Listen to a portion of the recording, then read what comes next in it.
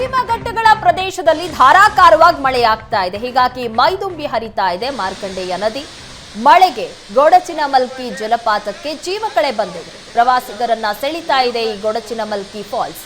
ಬಂಡೆಗಳ ಮೇಲಿಂದ ದುಮ್ಮಿಕ್ಕಿ ಹರಿತಾ ಇರುವಂತಹ ನೀರು ಇದನ್ನ ನೋಡಿರುವಂತಹ ಪ್ರವಾಸಿಗರು ಫಿದಾ ಆಗ್ತಾ ಇದ್ದಾರೆ. ಜಲಪಾತ ವೀಕ್ಷಣೆಗೆ ಸಾಕಷ್ಟು ಸಂಖ್ಯೆಯಲ್ಲಿ ಜನ ಹರಿದು ಬರ್ತಾ ಇದ್ದಾರೆ. ಪಶ್ಚಿಮ ಘಟ್ಟಗಳ ಪ್ರದೇಶದಲ್ಲಿ ಧಾರಾಕಾರವಾಗಿ ಮಳೆ ಆಗ್ತಾ ಇರುವ ಹಿನ್ನೆಲೆಯಲ್ಲಿ ಗೊಡಚಿನಮಲ್ಕಿ ಫಾಲ್ಸ್ ಈ ರೀತಿಯಾಗಿ ಮೈದುಂಬಿ ಹರಿತಾ ಇದೆ. ಹೀಗಾಗಿ ಪ್ರವಾಸಿಗರ ಸಂಖ್ಯೆ ಸಹ ಹೆಚ್ಚಾಗ್ತಾ ಇದೆ. ಬಂಡೆಗಲ್ಲುಗಳ ಮೇಲಿಂದ ನೀರು ಈ ರೀತಿ ದುಮ್ಮಿಕ್ಕಿ ಹರಿತಾ ಇದೆ. ಮತ್ತೊಂದು ಕಡೆ ಅದನ್ನ ನೋಡಿ ಪ್ರವಾಸಿಗರು ಖುಷಿ ಪಡ್ತಾ ಇದ್ದಾರೆ.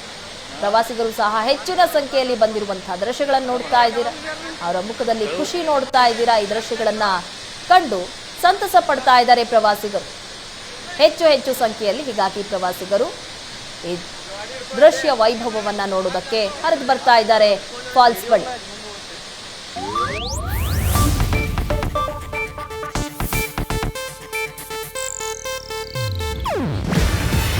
ಇದು ಏಷ್ಯಾನೆಟ್ ನ್ಯೂಸ್ ನೆಟ್ವರ್ಕ್ ಪ್ರಸ್ತುತಿ. ನೀವು ನೋಡ್ತಿದ್ದೀರಾ ಏಷ್ಯಾನೆಟ್ ಸುವರ್ಣ ನ್ಯೂಸ್.